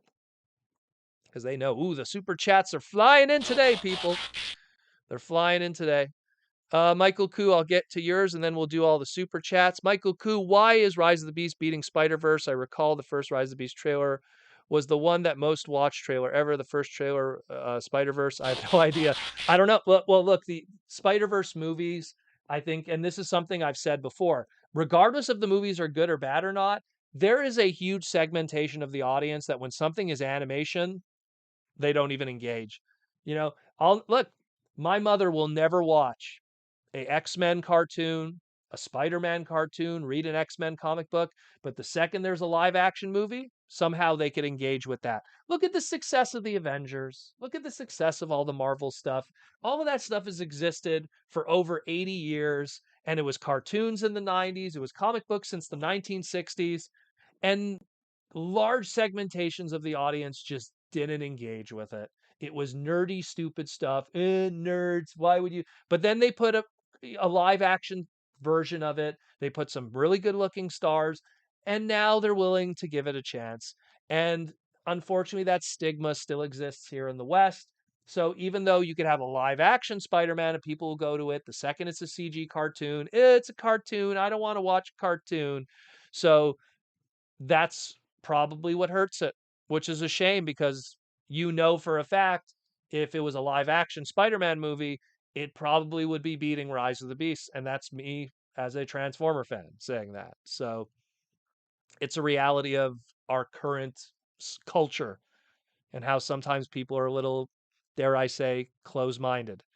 Alejandro with the $5 super chat. I hope it does well in all the box offices because it's competing with Spider-Verse.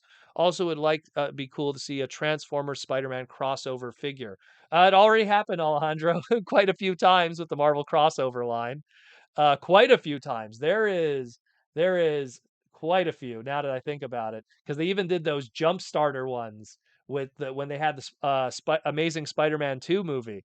Or was it Amazing Spider-Man 1? Was it 1 or 2? No, 2 was with Electro, 1 was with the Lizard.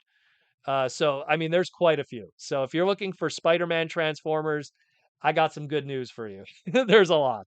There is quite a bit. Officially done by Hasbro. Some of them are even jump starters. Some of them are complex transformations. Black costume, regular costume. Trust me, you'll be quite happy. Where are we at here? I don't want to miss anything, my friends. Another super chat by Princeton Phalanx 59. I hope they will make a movie like what is in the opening scene. See, again, a lot of people. Well, I'll finish your thing with more Transformer interactions and no humans could be done and could be successful. That is correct. But this goes back to what I just said before about the Spider-Verse thing. If you do something that's like that Bumblebee opening scene, if you do that, guess what? No humans, it's a CG movie. It's Into the Spider-Verse, pretty much, because it's just going to be robots. It's going to be robots with Cybertronian backgrounds and Cybertronian environments. And you could say, oh, well, you could use live action backgrounds. Well, then they're clearly on Earth, and then where's the humans? So it's something where they could do that, but then it's going to be a CG movie. And if it's a CG movie, we might have the problem that exists with Spider-Verse. Look, we have Transformers 1 coming up. That's going to be our all CG live action Transformers movie, big budget live action Transformers, no, excuse me, live action animated movie. So you're going to see that. And let's see how that does. Could do amazing. Who knows? It might be amazing. The trailers, the build up, the budget, the trailers, the hype might do amazing, but it might also not. So we'll see. Because this is the first time in the West, because obviously Japan had a few animated Transformers movies over there with Beast Wars, but it'll be the first time in the West since 1986 that we've had a animated Transformers movie in theaters in a big budget way. So we will see. And not to mention, look, even 86 movie had you know, a big cast of celebrities for that time. So it really is going to be quite a parallel. Let's see how they do, and hopefully they don't kill Optimus in the process. um, so we'll see. We will see. We will see. Where are we at? Where are we at? Alejandro with the $5 super chat. Spider Verse TF figure crossover because of Peter Parker's car. Easily beachcomber retool. Yeah, well, that's a little bit also of an homage to the Spider car that geez, it goes back to probably the most recent example of it would be the Old Man Logan comics, but it's been around since like the 70s and the 80s and in toy form. Yeah, no, I would dig more of that stuff. Look, there's a lot of it out there already. Not anything that's of a beachcomber kind of dune buggy spider car transformation thing. I'm surprised they didn't do anything more with that little anime girl that was in the first one. What was her name? Do some more robot stuff with that and merchandising. But again, the movie did okay. I mean, it made enough for it to garner a sequel, but you really look at how much the first movie did and how much those live action Spider-Man movies did, and you see how there's such a huge audience discrepancy when it comes to animation to live action. There's always that hang up and it sucks. I think the only thing to escape that was Super Mario because there was a third element in there is you had the video gamers. So you had like four generations of video gamers who are connected with that, so they were going to go see it regardless because video games are CG cutscenes, animation. So that one was a kind of an outlier, but outside of stuff like Frozen and Shrek movies and everything, it's really tough to get people to go see an animated movie, especially in the modern age. You would think it would not be the case. Look, Dragon Ball is the one of the biggest animes of all time, and every time they localize one of the Dragon Ball movies in theaters here, it does okay. And that's the greatest anime of all time in terms of like worldwide appeal. So it shows how animation still has its hangups when it comes to, again, society. Let's go into some YouTube member questions. Oh, Retro Cabal is here. What's up? What's up, David? Where do you have? I just lost it here. It just popped up. There it is. Spider Verse had a little live action in it. Laugh out loud. Yeah, that is true. That is true. But it's kind of like what was that? What was the example I was going to use? The Turtles Forever uh DVD movie where you had like that quick segment of live action Ninja Turtles for all the multiverses. So I guess you're technically right, but that's when you dive into all the multiverses, that's going to come up, of course. 100%. Alejandro also says, also, yeah, Super Mario movie was awesome. Of course it was awesome. Super Mario movie, anyone who said it was garbage, either was a Sega kid growing up in the '90s or doesn't play video games. And again, I understand it. Like it was a movie that was made for people that grew up with that stuff. And if you grew up with it, you were satisfied. You know, look, we're Transformer fans, and we have movies that we go see that are Transformer related that are not good. So if you're a Mario fan, go see the Mario movie. I believe it's already out on Blu-ray, DVD, and everything, which is fascinating how quickly that went to home video digital. I'm quite surprised. I would have waited a little longer, have it in theaters a little longer, you know. But we live in a different world today where something, even a movie that makes over $1 billion, ends up on digital very quickly. I guess maybe they were worried that people were bootlegging it, so they want to get a piece of that market before it's all out there. Who knows? I'm not in the offices there at Illumination. Richard Cabal says only cameo wise. So Prince and Phalanx 59, I could see it as the next Rise of the Beast movie in some style or form of 86 Galvatron to be the next Herald of Unicron for a bad guy. It's a possibility. Anything is possible. Like it again, they're gonna look back at what did well with this. If they feel, in all honesty, like if they feel, man, the beasts were really what people sold in on. Like people were all about the beasts. That there's gonna be a purple dinosaur showing up at some point. They're gonna be like, hey yo, here you go. You know? So, and if it's not voiced by David K, I'm gonna riot. They're gonna get some celebrity to do it. They'll get some, B-list celebrity to be that voice. But I mean, us as a fandom, we have to riot if it's not David K. We fought for Peter Cullen. We didn't fight as much for Gary Chalk. I'm kind of disappointed in that. But man, if we don't get yes, oh my goodness, I don't know. I don't know. Retro Cabal, I'm so glad to see the Beast beat out the Spider Verse. Can't wait for the next installment of Rise of the Beast. Well, again, it sounds like they want to continue this as a trilogy. That there is success there. This is from Stephen Capel Jr., the director. You know, there's a lot of meat on the bone and a story to be told. And again, I don't want to talk too much because it's spoilery, but you could clearly see that it's very open to the future, very much so, in more ways than one. M- Audience gasping moments, more ways than one. Really dug Optimus Primal. Yeah, me too. Me too. Loved him. Loved him as a character. I love that the robots were able to be characters. That was my biggest surprise because we had 6 movies where the robots were, for lack of better words, props, not characters.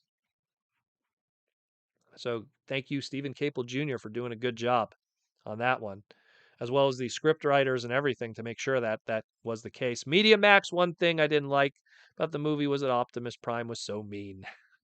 Let's try to keep the spoiler talk down to a bit though, because there's probably still some people that didn't see the movie yet. But I do agree but that was a character development moment. There's it's the one thing I've always been criticizing about Optimus Prime, and this is no shade thrown at Peter Cullen, again, fellow Montrealer, so I have a bias there. But there's no shade thrown at Peter Cullen, but one negative with Optimus Prime, especially since he's come back with the 2007 movie and Transformers Prime, is that he's been kind of hitting those high spots of Optimus Prime, Hey Peter, we need you to do 5 lines now for this scene. Well, Bumblebee, the Allspark must be protected because the humans are our last chance. Like he was just kind of bringing in the primism all the time and less of him being his own individual character. I mean, and then, Megatron must be stopped because the humanity of this planet is thus for us to protect. I send out a message to all the listening Predacons out there. We are welcoming you to our ranks because freedom is the right of all sentient. It's like it's just okay.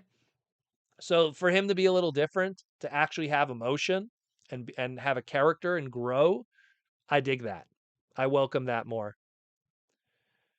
Uh Oh my god, I'm getting lost here. I apologize, guys. There's so many questions. If I miss anything, just especially if you're a YouTube member, just repeat it because everything's getting pushed up here.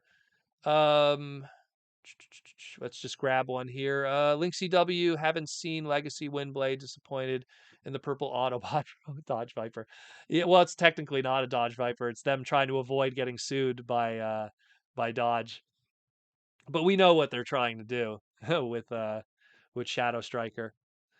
Tom Laney, when they always hope for a big bank on movies, why do they always release during when all the AAA movies release? How do they expect to make money? They expect people to make decisions. They expect that their property is the property, the best property.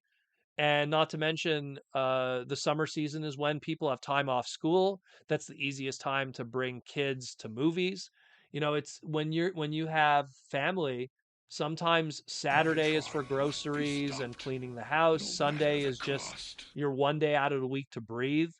So sometimes a summer vacation kind of thing is the best time. Look, the movie made a Friday debut and did very well because kids have time off school and they could go see it. And families could go see it and people could go see it. Oh, that's true. Cringe. I probably should have forgot to talk again. So yeah, G2 Dead End came out. There were some leaks online. Again, I'm going to do an individual segment about that because there's a lot of Easter eggs going on with that one. I mean, it's no surprise we knew it was coming.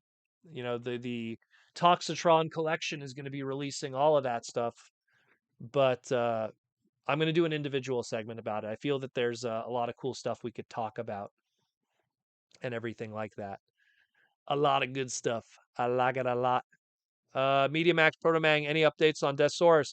Last email that we got, if I remember correctly. The problem is that they're sending me one, so I'm not part of the email list because like how you get they get like an update. I know with Unicron they were always sending me emails. Here's the latest update. Here's how the box is going to look. Here's how we're going to ship it.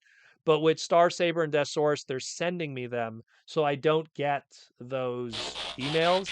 But I believe the last email was a while back. It was like a while back, if I remember correctly. But I mean, we're gonna look if there's any indication what Star Saber we got in when did we get him? August. So I guess August again. Sure. I don't know. Hard to imagine. Hey man, like they're doing really well with that GI Joe one. That thing got funded in like 24 hours. The Wild Bill. Man, those Joe fans, they'll show up. They'll roll up, man. Yeah, we're doing this. And they show up day one. Us, we're more skeptical. We take a step back and go, ooh, maybe Transformer Victory. Ooh, I don't know. Does it come with a throne? I don't know. Does it come with Micromasters? Michael Koo with the $5 super chat. Do you think Rise of the Beast will be hurt by the lack of a Happy Meal, Big Kids Meal promo? I don't think so. I think that the world of toys when it comes to fast food has changed so much.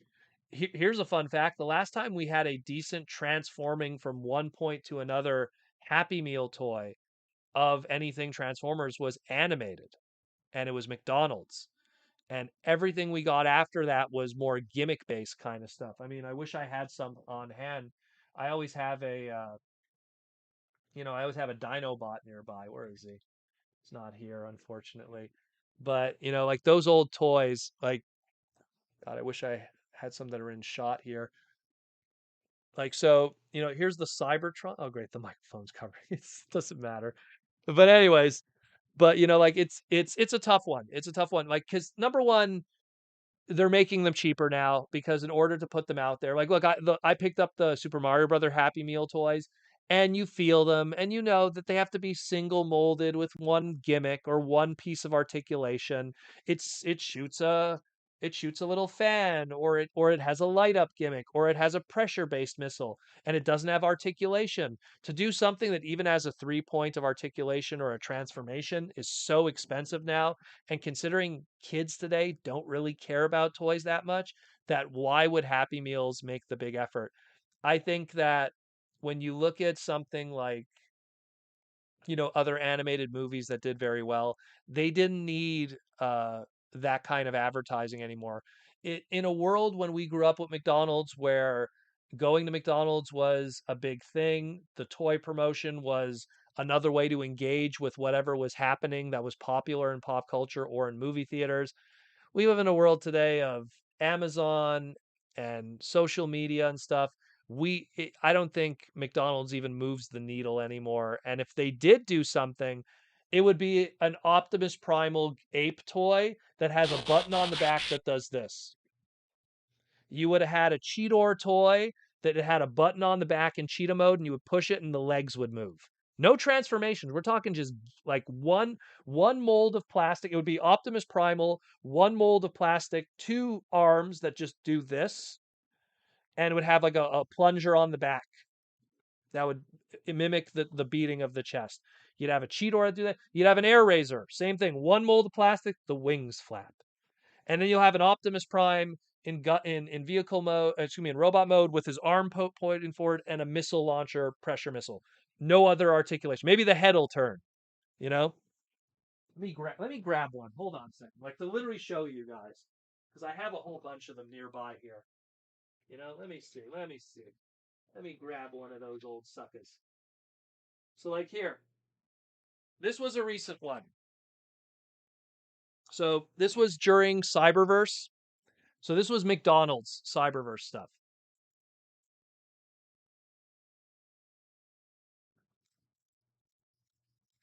Just a little spring. This arm doesn't even move. It looks like it should move. You would have got that.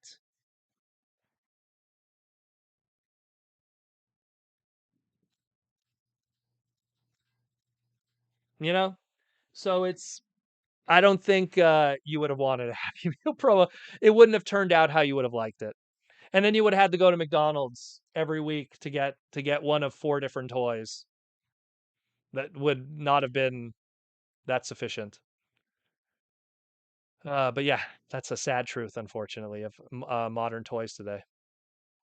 What used to be Transformer McDonald's toys back in, like, let's say the early 2000s and 90s is what's sold to us today as a core class, unfortunately. Um, Joseph Ritter with the $2 super chat. The AMC Optimus Prime popcorn bucket is amazing. Yes, it is. I'm seeing different photos of it. I might as well say this too. So, for a warning for people, if you do pick up the big trailer one, like the tin one there that looks like the Optimus Prime trailer, it does come with straws. I've seen a lot of people going, "Oh, I got the Optimus Prime trailer," and they don't have the straws. So what I was told is, in the theaters, the straws, it's metal straws that make his smokestacks. They're actually kept at the bottom of the box that they all ship in, and are kept separate because obviously if they're like put in, it could be like, I guess, like a stabbing hazard or something, like with shipping, and it could damage things. So they keep them separately. And so many people were buying the trailers without knowing that the straws were even a thing. You know, they thought the straws were just something that you put your own straws and drink. So keep that in mind if you go get one. Keep in mind if you go get one. They're pretty rad. I don't have any of them. They didn't have any of that at my movie theater. I got the patches and I got the posters. That's it. They didn't have any of the other stuff. I would have loved to pick up that stuff, but they didn't have it. So it's no biggie though. It's no biggie.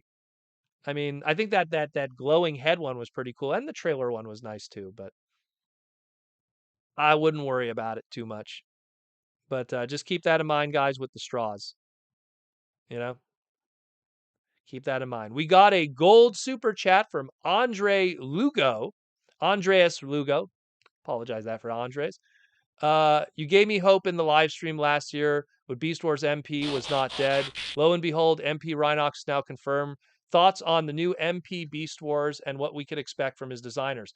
Well, like I said, all those years ago that I said that, Andres, is everything in Transformers is timing. Everything in Transformers. When we got our first masterpiece, our very first MP01 convoy, aka Optimus Prime, what was it celebrating? Actually, the guy who helped design it is in the chat here today, Aaron Archer. What were we celebrating, Aaron? We were celebrating the 20th anniversary of Transformers. It was all timing. And it's the same thing. If we're going to do a new Rhinox, if we're going to do a new Beast Wars masterpiece, anything, you do it during that hype of the movie when people are going to care about Beast. Look at Super 7. What a surprise that Super7, let's just pull up the slide just for the heck of it. We're not sponsored by Super7, but it's just for what a surprise that this starts hitting retail as of yesterday when a certain movie came out. And Super7 isn't Hasbro. They're a third party licensing company that licenses the Transformer trademark to do product. It's all about timing. And masterpieces are these amazing pieces of engineering that if you're going to get people to drop 120, 130, 140, sometimes $200 on a Transformer, make sure you get it when the heartstrings are being plucked with nostalgia and interest. So I expect it to be, I expect them to take what they did with the Thrilling 30 Generations one, that Voyager class, because right now in my display, like right now, like where's my phone? Because I can't turn my camera right now. I'm going to take a photo because I can't turn it right now, but I'll take a photo and just show you guys. One sec. Let me just take a photo. One moment. There we go. There we go. So in my display, look at my maximal cast. Oh, Cheetor got cut out there, but um, notice I'm using the Generations Rhinox, and he's pretty good scale. I mean, it's not perfect. He's a little short, but pretty good scale. You know, so I think they're going to take that Generations Rhinox. My phone's terrible, by the way. I have an old iPhone. Um, I think they're going to take that old Rhinox. They're going to look at it. They're going to see what they did with the Kingdom one, and they're going to go like, how do we make the best effing Rhinox figure ever made? And they're going to do it because the Cheetor, the Tigatron, outside of paint scratching issues, the Dinobot, oh my god, marvel of engineering, the Optimus Primal, oh my goodness, they're all amazing. They're all amazing. And you know who works on those? That's Yuki Ashima. Yuki Ashima, who did Kiss Play, did all of those. You can make fun of Kiss Play all you want, but that man is amazing when it comes to designing Transformer toys. And he's probably going to do Rhinox, and he's probably going to slam dunk. And it's going to look amazing. And then who's that after that? Let's hope for either Air Razor or because Air Razor and Rat Trap, they're both smaller characters when you scale them. I mean, I think Rat Trap's probably the next shoe in unless they want to go on the Predacon side, which that's a tough one. Like, who would you want to do as the Predacon next? Because they did Black Arachnia. That works with the shojo market and people who like the girly anime figures. But Megatron, Black Arachnia, where do you go after that? Do you want to do Tarantulas? Do you want to do, Waspinator? I think that, maybe they'll want to finish the Maximals first before they even dare look at the Predacons more. That's what I think. That's what I think, anyhow. We will see. We will see. We got more, but thank you for the question, and again, thank you for being a long-term fan and enjoying all the content we do, and thank you for the gold super chat, brother. Thanks a lot. Really appreciate that. Any super chats help here with the Transformer fandom and here on the pod. Alejandro. So the Cinemark popcorn bucket, is there a prime head and is a prime head and it's rad. Just be careful when washing it. Ooh, yeah, that's probably a very good observation. Yeah. I don't even think you'd probably, you'd probably you have to take like Lysol wipes because obviously you can have the popcorn butter and stuff. So you have to use like Lysol wipes to probably clean it. But yeah, it's true. Washing it is probably a nightmare. Joseph Ritter with the super chat. I got straws, Mr. Proto. Yeah. Yeah, you got to be careful with that. Just be careful. Again, warning guys, when you pick it up, if you do get a chance to buy them, make sure you get your straws. Too many people left the theater and then wait, there was straws with it. Exactly. Make sure you get your straws. Make sure you get your straws. We got 7 minutes left. Oh my goodness, we flew today. We flew today. Optimist, how we doing? I'm gonna hold them over here in the meantime. Yeah.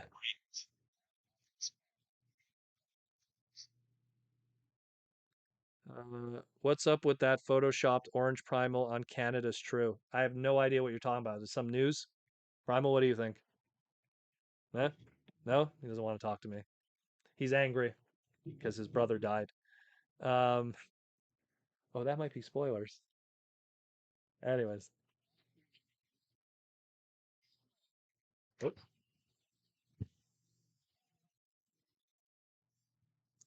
Michael Koo, when we get Masterpiece Beast Wars Transmetals, will they do them in vacuum metal? They'll probably do something like that. I mean, when you look at like when we look at Unleash an Earthquake, Unleash an Earthquake. When he see when he asks you a question, you have to answer it. Uh, Masterpiece Dinobot had chrome on him, so I imagine they would do it.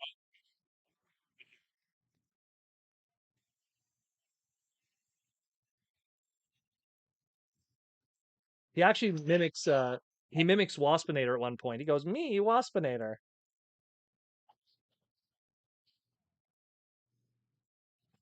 Oh, we got the what's for dinner question. Yeah, let's I was probably waiting for this. I actually planned in advance for this one. Um we'll get to the what's for dinner question after Michael Koo's question. Michael Koo says if there's a Masterpiece Beast Wars Transmetals. Oh, already answered that. Sorry. Get so distracted here. So the what's for dinner question from JR Mina. Um so JR Mina, I got the Filipino food thing that you sent me, so I'm down for that. I'm gonna definitely try to make that. Where's my oh there it is. So the significant other made Japanese tempura shrimp today. This was a photo from today. So that's what I'm gonna be eating today. And it's absolutely delicious. So that's gonna be what I'm having. Little oily, little unhealthy, but once in a while you got to cheat and enjoy, and it's going to be delicious. So that's what's on the menu. Whenever I have really nice photo shots to show you guys, I'll make sure to put them aside for you because that question always comes up. It always does. I don't know what's that orange Optimus Primal from True Canada. What is that? Something happened recently? That's some good tempura frying. It's panko. What she does is she takes flour, she covers they have to be deveined shrimps. You have to unshell them and take out the vein. You put flour on it, egg, and then panko. And of course, she has her own mixture of spices and stuff like that that she does that I have no idea, but she mixes that into. And then she shallow. Here, I'll pull up the photo again for you guys. And then she shallow pan fries it. Obviously, when you use a pot, it's better because there's less splatter and less cleaning. But you could shallow pan fry it if you want to have a mess. And then you just let it dry on a grill, and it's very easy. Extremely easy, but extremely tasty. I'm sorry to make people hungry if it's late at night right now, but good stuff.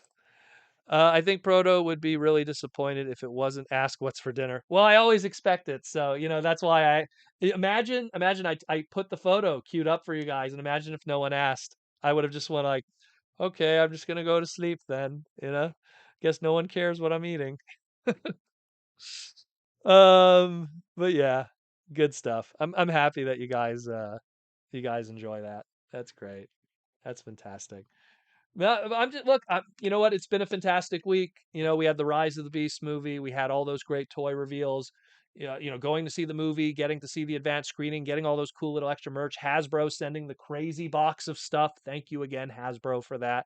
I really appreciate the love and support you give us guys here at the Transformer Slag podcast. It's that blessing. That like they love what we do. There's going to be another hopefully another fan stream soon. So it's going to be like a whole bunch of us asking questions to the designers and stuff. So hopefully we'll get more of that too. So we're pretty much almost done. We got 1 minute left. Well, maybe we'll take one more question and then we'll call it a night. Take one more question, and then I'll put Primal back on the shelf. Have to take out the batteries. Four AA batteries for people that are wondering. It's four AA batteries. Batteries not included. I think I'm going to open up the Air Razor next, the Studio Series one. That one looks really cool. What about second dinner? No second dinner planned yet. No second dinner planned. Maybe japchae. I'm not sure yet. Depends what she's in the mood to make. She loves cooking, so. Retro Cabal Protoman got a box. We finally made it. No, I got the box back in the day. The first time I got it was Dark of the Moon in 2011. I would love to show you guys that. One day I'll dig it up. It's like it's this big, same thing, big story, big box shaped like Optimus Prime's trailer. Because I think at the time they were debuting that Ultimate Armor Optimus, so they wanted to show it with a trailer. This big cool box that had a whole bunch of the different price points. And then for Age of Extinction, it was like this.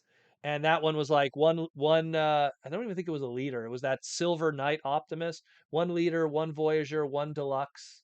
No, two Deluxes, and then one like Legend scale, like I think RPM there was in there. It's been a while. I know like I did a review on the drift that came in that box, and I had the NDA form that told me like, oh, you can only do it at a specific date. So like they've been sending, but they stopped doing it after Age of Extinction. They did it with others. And rest in peace, Iron Sheik. Thank you, Michael Koo, for posting that. Rest in peace, Iron Sheik, one of the strongest strongmen in wrestling, legitimate strongmans. You know, there's a lot of great photos of him online when he was young, and it's like he's one of those guys that are like stocky, but he still has abs. You know, strong dude, man. Rest in peace, Sheiky baby. Rest in peace. I got to meet him once. I'll before we go off the air, I'll give my Iron Sheik story. Fan Expo Toronto 2009, 2010, 2009 probably. Um, Honky Tonk Man and Iron Sheik were leaving the convention center and we're getting in the car. And Iron Sheik, if you know Iron Sheik, he's a little loose with his tongue with words. And all I just remember was he's getting into the taxi and you just hear Iron Sheik yelling at the top of his lungs, "Mother effin' honky, get in the effin' car right now." And you see two parents covering their children's ears, just like they don't know who he is. This is like this is some crazy old man just yell, yeah, and just like yelling across the parking lot as they're both getting into the airport, like the airport, I guess, taxis or something. And you just see the parents just covering their ears, like holding all their kids' ears. It was just, I was dying, dying. It's hilarious because when you know that guy, he's crazy. Just look him up. Look him up. Look up. Type Iron Sheep. Iron Sheep. Iron Sheik bloopers with Mean Gene. You'll see the craziest stuff. Like he almost killed a turkey. He's a crazy man. But rest in peace, amazing wrestler. He lived a tough life. When you learn about his life and what happened to him and his daughter and stuff, it's these guys from that era, the '80s era of wrestlers. It's pretty rough. It's pretty rough. Those guys. After you get to the Bret Hart era, it gets a little better. But man, that Hogan era, like none of those guys. You look at all the main events, WrestleMania 1 to WrestleMania 7. I think with the exception of Sid Justice, all those guys aren't alive. Sid Justice and Hogan. That's it. Everyone else is no longer with us. So crazy stuff. Crazy stuff. And I'm a big wrestling guy. I apologize to go on that tangent, but wrestling's always been a big part of my life growing up. Montreal is a big wrestling city. Iron Andre the Giant and all those guys and the Compartier brothers and Bret Hart. He's literally on top of my tower, Bret Hart. Um, just very important stuff. Anyways, guys, thanks again for another amazing live stream. Fantastic stuff. We'll talk again in the near future. Monday, we'll have brand new segments and talk about a whole bunch of Transformer stuff. Once again, I want to thank my sponsors. Again, Symbiote Studios with all the cool stuff. Again, check out symbiotestudios.com. And of course, when San Diego Comic-Con rolls around with their exclusive, Hasbro, again, thank you for all the love and support. You guys are amazing. You always solidify just how much you love what we do here, and we love what you do here. And of course, Anda Seats for just giving us a cool seat so Proto Man doesn't bust his back every day editing the segments for the podcast and chilling with you guys. Anyways, we're out of here. Thanks again for all the love and support. Once again, if you want to keep supporting the podcast, we have a Patreon link down there. You can come join Patreon and help support the podcast. Come join us, get your name in the end credit scrolls. Join, and it helps you join the Discord and everything. If you want to support in a different way, you don't like Patreon, there's the YouTube member join button. That's our beautiful green names there on the side that we're asking a lot of great questions too, like Michael Koo, Retro Cabal, Ibrahim, Link CW, Ashnod, and Tom Laney. I'm just reading who's right in front of me right now, but there was many others, many more great, amazing people today. So that's another way to join too. If you don't want to do Patreon, T-Formers 2002, as the name pops up, Princeton Phalanx 59. I'm just seeing them all in the moment. But thanks again, guys. Love you all. Great stuff. Enjoy the rest of your evening with your friends, families, and loved ones, or your video games. It's all great. Bigum, Michael Koo. I hope I'm not missing nobody. Thanks a lot, everyone. Thank you again, Mark, Evan, uh, BMAX, Sam, Delaney, Alex, all the Hasbro guys. Aaron Archer's in the chat. Also, all the other people. Take care. I'm out of here. Saturday night's done. Sunday is Proto Man's relax day. Take care. I'm out of here and roll out.